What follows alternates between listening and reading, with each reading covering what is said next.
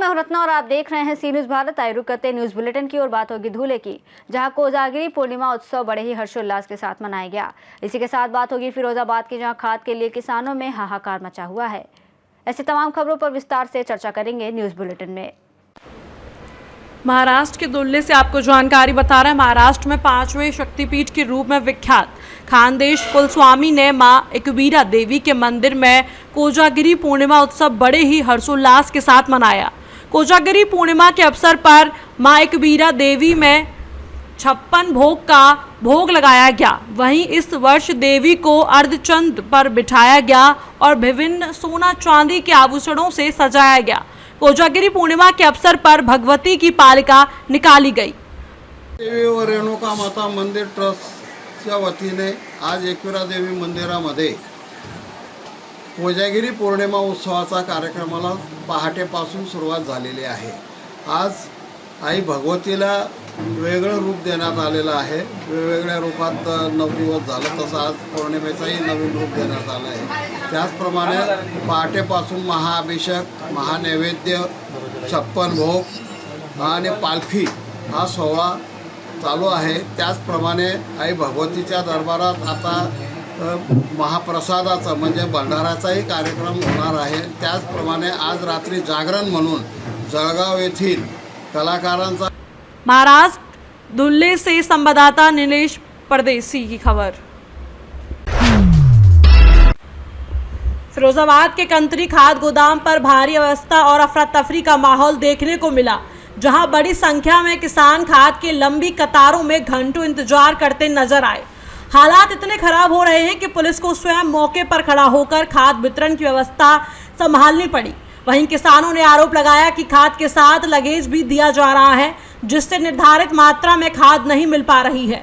किसानों का सवाल है कि जब जिले में खाद की कोई कमी नहीं है तो फिर उन्हें क्यों परेशान किया जा रहा है। किसानों ने गोदाम कर्मचारियों पर खाद में लगेज जोड़कर मनमानी करने और किसानों से लूट का आरोप भी लगाया। किसानों ने सरकार से सवाल किया कि जो सरकार उनकी आय दोगुनी करने का दावा कर रही है, वह आज उन्हें खेती के लिए जरूरी खाद तक नहीं दे पा रही। ऐसे में ये वादा कैसे पूरा होगा। अंकित पालीवाल। अच्छा, आप यहाँ खाद लेने आए, क्या समस्या है? समस्या सर ये है कि अभी तो खाद बट नहीं रही है अभी इस टाइम, और बटेगी भी तो वो लगेज के साथ मिलेगी। क्या क्या दे रहे हैं लगेज? लगेज में आपको पोटास ले लो, नैनो DAP ले लो आप। तो सर इसमें किसान क्या करे? 1350 की तो DAP हो गई, उसके बाद 600 रुपये की CC ले ले, तो किसान जाए कहाँ सर? किसान अपनी मर्जी से ले रहा है? नहीं सर, ये लोग देते हैं, नहीं लोगे तो खादी नहीं आपको। अच्छा, सरकार तो ही कहती है कि हम किसानों की आय दोगुनी कर रहे हैं। सर आय दोगुनी कहाँ से हो जाएगी जब किसान ही परेशान रहेगा और DAP के लिए भटक रहा है इधर उधर, तो सर आय दोगुनी कहाँ से हो जाएगी? ब्लैक में मार्केट में कितने की मिल रही है? सर जैसे मिल जाए 1600, 1700, 1800। क्या नाम आपका? मेरा नाम मानपाल सिंह नाम है। अच्छा, समस्या क्या आ रही है? मेरी समस्या है, मैं सोसाइटी पर खादी लेने आया था। मेरे पिताजी के नाम से यहाँ मतलब बुआ पंजीकृत। पिताजी मेरे ज़्यादा मतलब बुजुर्ग हैं, कमज़ोर हैं। मैंने कही थी कि मैं पिताजी तो आ नहीं पाएंगे, मुझे खाई दे दो। कि नहीं, पिताजी को बुला के लाना पड़ेगा।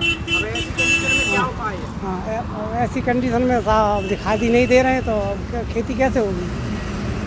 खेती कैसे होगी? सरकार तो ये कहती है आय दोगुनी कर रहे हैं किसानों की। और किसानों का तो केवल मरना ही मरना और कुछ नहीं है। फिरोजाबाद से सी न्यूज संवाददाता सनेश कुमार गुप्ता की रिपोर्ट। नांदेड़ में आयोजित एक विशाल मोर्चे में आदिवासी समाज के नागरिकों ने पारंपरिक मूल आदिवासी परिधान पहनकर महाराष्ट्र सरकार के खिलाफ विरोध प्रदर्शन किया, जिसमें जिले की हर तहसील से बड़ी संख्या में महिलाएं और पुरुष शामिल हुए। यह मोर्चा नांदेड़ के नए मोड़ा से शुरू होकर हैदराबाद गैजेट के आधार पर मराठा समाज को OBC आरक्षण देने के निर्णय के विरोध में निकाला गया, जिसमें आदिवासी समाज ने सवाल उठाया कि अगर हैदराबाद गैजेट के आधार पर आरक्षण दिया जा सकता है तो फिर संविधान का क्या महत्व रह जाता है। उन्होंने आरोप लगाया कि तेलंगाना में बंजारा समाज को ST दर्जा देकर वहां के मूल आदिवासी समाज के साथ अन्याय किया गया है।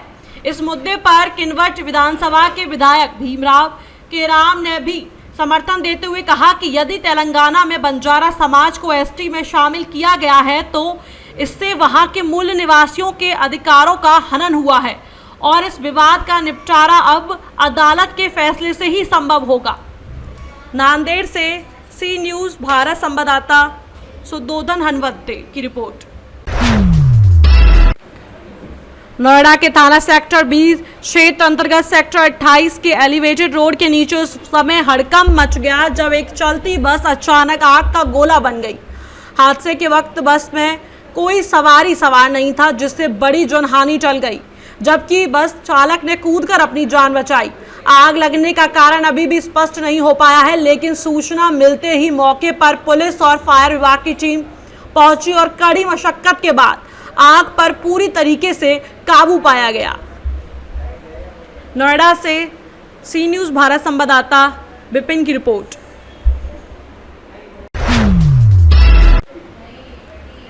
सुल्तानपुर में विजयदशमी के दोस्तपुर नगर में मां दुर्गा की भव्य प्रतिमाओं का विसर्जन भक्ति भाव और उल्लास के साथ संपन्न हुआ। नगर की गलियां जय माता दी और हर हर महादेव के जयघोषों से गूंज उठी। शोभा यात्रा छावनी से मंदिर से शुरू हुई और भक्तों ने माता रानी को भव्य श्रद्धा और उल्लास के साथ विदाई देते हुए पूरे नगर में रंग बिरंगी झांकियों और भक्ति गीतों के साथ नगर भ्रमण किया। इस अवसर पर नगर पंचायत प्रतिनिधि रमेश सोनकर, उद्योग व्यापार मंडल अध्यक्ष दिनेश सिंह अग्रवंशी, अजय सोनी सहित कई समाज सेवी और व्यापारी मौजूद रहे। पूरा आयोजन प्रशासन की सतर्क देखरेख में हुआ। मौके पर उप जिलाधिकारी उत्तम तिवारी, क्षेत्र अधिकारी विनय कुमार गौतम और थाना प्रभारी अनिरुद्ध सिंह पूरे फोर्स के साथ उपस्थित रहे।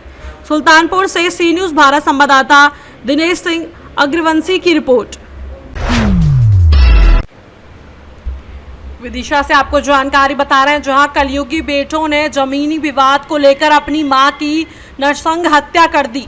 दो सगे बेटों ने अन्य लोगों के साथ मिलकर मां पर कुल्हाड़ी से इतने वार किए कि पूरा शरीर छलनी हो गया। पुलिस ने पूरे मामले में 8 लोगों के खिलाफ हत्या का प्रकरण दर्ज किया है, जिसमें से 4 लोगों की गिरफ्तारी हो गई है और 4 आरोपी अभी भी फरार हैं। दिल दहलाने देने वाली ये घटना के बाद से गांव में खौफ का माहौल है। त्योंदा थाना प्रभारी और एसडीओपी ने घटनास्थल का जायजा लिया। विदिशा से के न्यूज़ भारत संवाददाता प्रयास विश्वकर्मा की रिपोर्ट। अहमदाबाद ग्रामीण के साणंद में राष्ट्रीय स्वयंसेवक संघ का विजयदशमी उत्सव भव्य रूप से मनाया गया। संघ की शताब्दी वर्ष के उपलक्ष्य में शुभ बिल्डकॉन परिसर में नगर व तालुका का संयुक्त कार्यक्रम आयोजित किया गया, जिसमें साणंद नगर के 100 से अधिक स्वयंसेवकों ने जयघोष के साथ जुलूस निकाला। ग्रामीणों ने पुष्प वर्षा कर उनका जोरदार स्वागत किया। कार्यक्रम में युद्ध और दंड योग जैसे विविध प्रयोगों का प्रदर्शन कर जनता को संघ की कार्यशैली से अवगत कराया। वहीं बौद्धिक सत्र में वक्ता ने सामाजिक समरसता, नागरिक कर्तव्य, पर्यावरण संरक्षण, परिवार नियोजन व स्वदेशी जैसे महत्वपूर्ण विषयों पर संवाद किया। इसके बाद साधु संतों, महिलाओं, बच्चों, बुजुर्गों और सभी स्वयं सेवकों द्वारा पारंपरिक शस्त्र पूजन संपन्न किया गया। इस अवसर पर मुनि सेवा चैरिटेबल ट्रस्ट के अध्यक्ष दिलीप सिंह वाघेला, जिला से बौद्धिक प्रमुख नानू भाई डोडिया, तालुका कार्यवाह हितेंद्र सिंह वाघेला समेत बड़ी संख्या में स्वयं सेवक मौजूद रहे।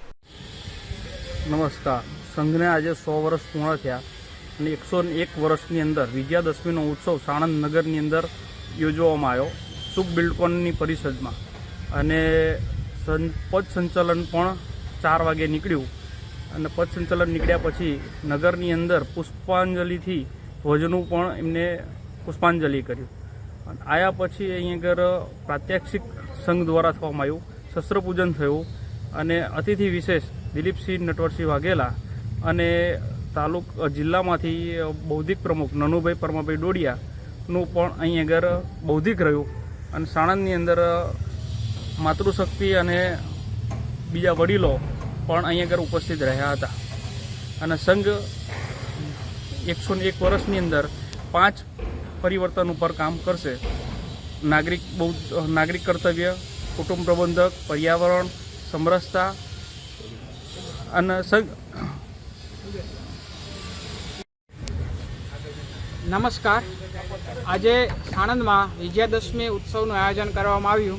તેમાં સૌપ્રથમ પથસંચલન અને ત્યારબાદ વિજયાદશમીનો જાહેર કાર્યક્રમ ઉજવવામાં આવ્યો। સંઘનું આ શતાબ્દી વર્ષ શરૂ થઈ રહ્યું છે.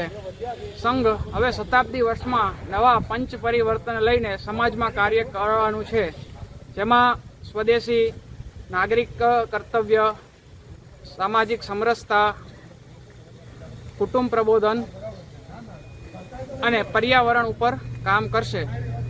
સૌપ્રથમ સ્વયંસેવકો પોતાના આચરણમાં 5 વિષયો લાવશે અને એ જ વિષયોને સમાજના દરેક ક્ષેત્ર સુધી એ પહોંચાડશે. સંઘનું પ્રત્યક્ષ કામ એટલે કે શાખા એ અત્યારે શહેર વિસ્તાર એટલે કે સાણંદ નગરમાંથી સાણંદ તાલુકાના અલગ અલગ મંડળો સુધી પહોંચાડવાનું લક્ષ્ય આ शताब्दी वर्ष में लीधेलू है. अहमदाबाद से सी न्यूज़ संवाददाता यज्ञेश गोस्वामी की रिपोर्ट.